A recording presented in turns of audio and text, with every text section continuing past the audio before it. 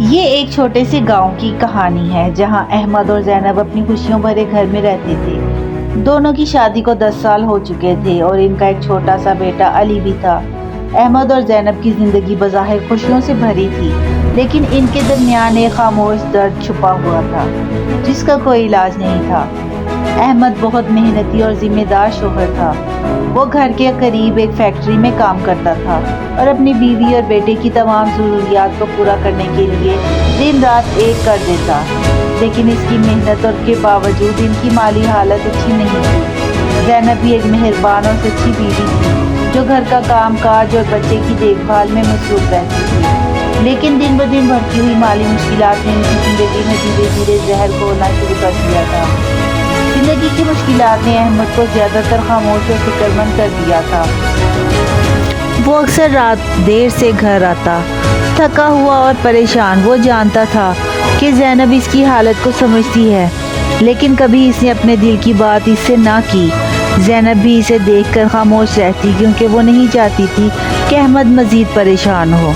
وقت گزرنے کے ساتھ ساتھ ان کے درمیان وہ محبت اور قریبی تعلق ختم ہوتا گیا جو کبھی ان کے دلوں کو باندھے رکھتا تھا۔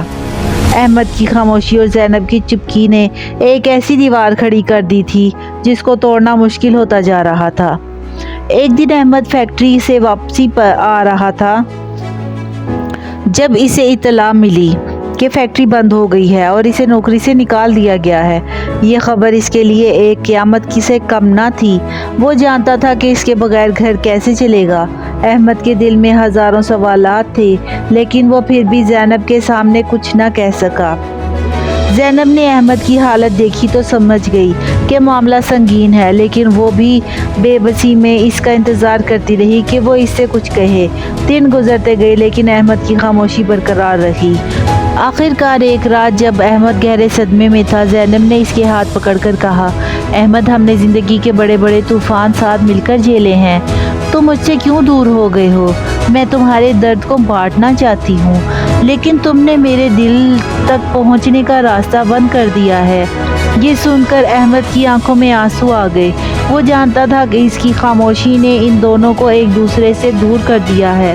اس نے زینب کو بتایا کہ وہ اپنی نوکری کھو چکا ہے اور اس کے بعد سے وہ کس قدر مایوس اور بے بس محسوس کر رہا ہے۔ زینب نے اسے تسلی دی اور کہا، احمد، ہماری زندگی کی یہ مشکلات عارضی ہیں، تمہارے ساتھ ہوں اور ہم مل کر ان کا مقابلہ کریں گے۔ تمہیں بس میرے ساتھ مل کر جینا ہے جیسے ہم نے پہلے کیا تھا۔ یہ سن کر احمد کا دل ہلکا ہو گیا۔ دونوں نے ایک دوسرے کو گلے لگایا اور عہد کیا کہ وہ ایک دوسرے کے ساتھ کبھی نہیں چھوڑیں گے، چاہے زندگی کتنی ہی مشکل کیوں نہ ہو۔ یہ کہانی ہمیں یہ سبق دیتی ہے کہ رشتے میں خاموشی اور فاصلے کبھی کبھی محبت کو کھا جاتے ہیں۔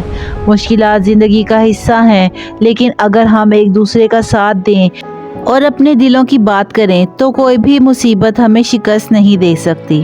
ایسی اور اچھی موٹیویٹیو ویڈیوز کے لیے میرے چینل کو سبسکرائب، لائک اور کمنٹ ضرور کر دیجیے گا۔